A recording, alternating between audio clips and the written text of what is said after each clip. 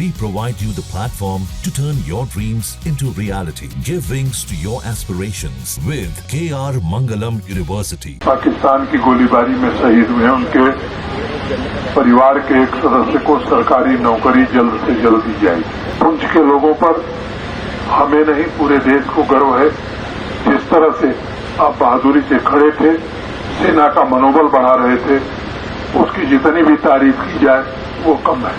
कि जो भी जम्मू कश्मीर में पाकिस्तान की गोलीबारी में शहीद हुए उनके परिवार के एक सदस्य को सरकारी नौकरी जल्द से जल्द दी जाएगी। सेलिंग में ढेर सारे घरों को नुकसान हुआ है, व्यावसायिक प्रतिष्ठानों को नुकसान हुआ है। मैं केवल आपसे यही कह सकता हूं कि भारत के माननीय प्रधानमंत्री जी, आदरणीय गृह मंत्री जी सबने भरोसा दिया है, प्रशासन उस काम में जुटा है। उसके किसका कितना नुकसान हुआ इसका विवरण बनाया जा रहा है। एक बार विवरण बन जाएगा तो उसे भी जल्द से जल्द मंजूर करा करके आपके रिहेबिलिटेशन का पक्का इंतजाम किया जाएगा। नई जो परिस्थिति एक पैदा हुई है, इस बार देखा गया कि जहां बंकर बनाए गए थे वो कम पड़ गए या अब दूसरे स्थानों पर भी बंकर की जरूरत महसूस की जा रही है। तो इसका भी फैसला हुआ है कि बड़ी मात्रा में इंडिविजुअल बंकर भी और कम्युनिटी बंकर, क्योंकि पुंछ शहर में हमें कम्युनिटी बंकर बनाना ही होगा, तो इसे भी सिक्योरिटी रिलेटेड एक्सपेंडिचर, सुरक्षा से संबंधित व्यय के अंतर्गत इस काम को भी जल्द प्रशासन हाथ में लेगा और बड़े पैमाने पर बंकर निर्माण का काम जम्मू कश्मीर प्रशासन करेगा। मैं अपने प्रशासन के साथियों का भी आभारी हूं। इस बमबारी में, गोलीबारी में भी हमने एक अपना बहादुर साथी खो दिया रजौरी में। बावजूद इसके प्रशासन के हमारे सभी कर्मचारी और अधिकारी दिन रात आवाम की खिदमत में खड़े रहे। मैं समझता हूं ये हम सबके लिए गर्व का विषय है। पुंछ के लोगों पर हमें नहीं पूरे देश को गर्व है। जिस तरह से आप बहादुरी से खड़े थे, सेना का मनोबल बढ़ा रहे थे, उसकी जितनी भी तारीफ की जाए वो कम है। आप सब जानते हैं कि 22 अप्रैल को बैसरन घाटी में पहलगांव के पास 26 निर्दोष लोगों की निर्मम ढंग से हत्या की गई है, तो पाकिस्तान द्वारा भेजे गए आतंकवादी।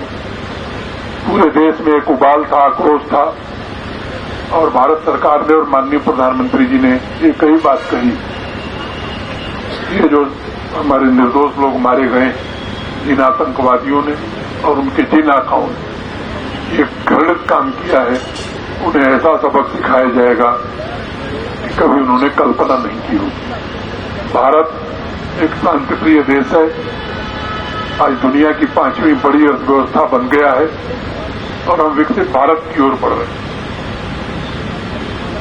इसलिए हम युद्ध के समर्थक कभी नहीं, लेकिन जब निर्दोष नागरिकों की हत्या होगी तो सरकार ने तय किया कि आतंकवादियों और आतंकवादियों को आश्रय देने वाले, पनाह देने वाले लोगों के खिलाफ निर्णायक कार्रवाई की जाएगी। और हमारी सेना के प्रति भी पूरे सम्मान के साथ मैं कहना चाहता हूं कि जिस सटीकता से, जिस संयम से और जिस संवेदनशीलता के साथ सेना ने 6 और 7 मई की रात को कार्रवाई की, पाकिस्तान के भीतर घुस करके 9 आतंकवादी शिविरों को पूरी तरह से तबाह कर दिया।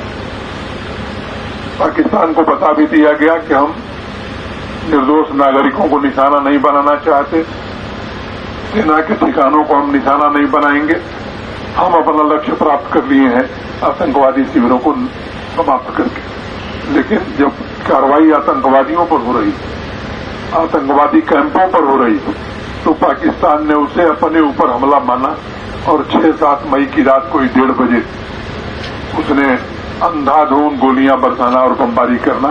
इसमें सबसे ज्यादा प्रभावित पुंछ था। जिस प्रकार से प्रतिकार भारतीय सेना ने किया, वहां तबाही का मंजर बहुत ही खराब है, बहुत ज्यादा हुआ है। 3 दिनों में ही पाकिस्तान घुटने पर आ गया, पूरी दुनिया में जाकर के रोने लगा कि साहब किसी तरह युद्ध बंद कराइए, क्योंकि जब उसे पता लग गया कि पाकिस्तान में ऐसा कुछ भी नहीं है जो भारतीय सेना के जज के बाहर है, तो वो घुटने पर आ गया। हम तो जो लक्ष्य तय किए थे वो लक्ष्य हमने प्राप्त कर लिया। हम शांति में जीना चाहते हैं, हमारे नागरिक तरक्की करें, सुखमय जीवन जिए, ये हमारी कामना है। तो मैं समझता हूं कि अपने उद्देश्य को प्राप्त करने के बाद आतंकवाद पूरी तरह से जम्मू कश्मीर से समाप्त हो। इसमें हमारे सुरक्षा बल, पुलिस, सीएपीएफ, आर्मी ये तो काम कर ही रहे। मैं आपसे भी निवेदन करना चाहता हूं कि जम्मू कश्मीर की आवाम भी आतंकवाद विरोधी अभियान में सुरक्षा बलों के साथ खड़ा हो। ईश्वर जरूर हमें सफलता देगा।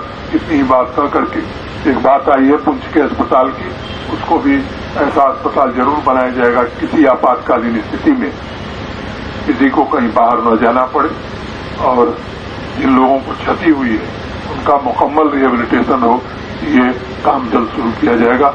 न्यूज नेशन अब व्हाट्सएप पर खबरों के ताजा अपडेट के लिए न्यूज नेशन के इस क्यूआर कोड को स्कैन करें।